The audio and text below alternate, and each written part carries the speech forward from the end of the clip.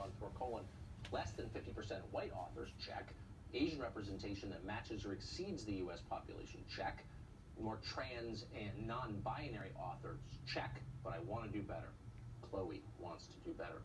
Larry Elder is a radio host and a wise man, and he joins us tonight. Larry, I didn't think that people were supposed to talk this way, and I didn't think anyone wanted to live in a country where you're judged exclusively on factors you can't control. How did we get here? Well, that's a good question, because I thought the goal was a colorblind society where people were evaluated based upon the content of their character, not the color of their skin. But I guess that's not the case when it comes to the left. Now, this woman who said that they met all their diversity goals, I understand she's a white female. Does that mean that she's willing to step down in favor of a better qualified or equally qualified female of color? Or less qualified? No, of course not. And it never is the case. The people who are implementing this are almost, in my experience, exclusively white, but they never put themselves in that same category. They never give up their sinecures, their overpaid, low-work jobs to help anybody else. But it's not just. I think it's misleading to say this is just like HuffPo, which is a joke, obviously, or the left, which is already discredited. But this is like universal in corporate America, universal, and academia. And what's scary about it, Tucker, is I don't want to get on an American airline plane or a Delta airline plane and have a company that chose their pilot based upon racial diversity as opposed to quality.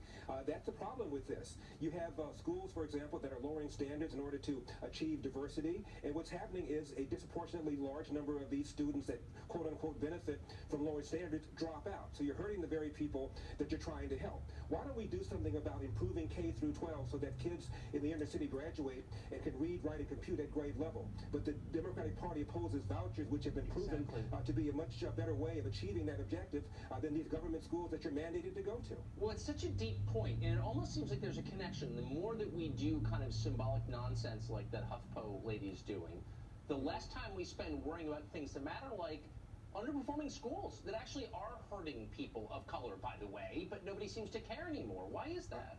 In Philadelphia, Tucker, 40% of the teachers that have school-age kids have them in private schools, as opposed to only 10% nationwide. That's the equivalent of opening up a restaurant and putting up a sign saying, "Come on in, but don't eat the food." That is business. So, I mean, this is only about making the ruling class feel good about itself. That seems to be the case. Otherwise, this Chloe woman, who got a sociology degree from Princeton, by the way, which is hilarious, hilariously meaningless, she'd be quitting, right? If she really cared.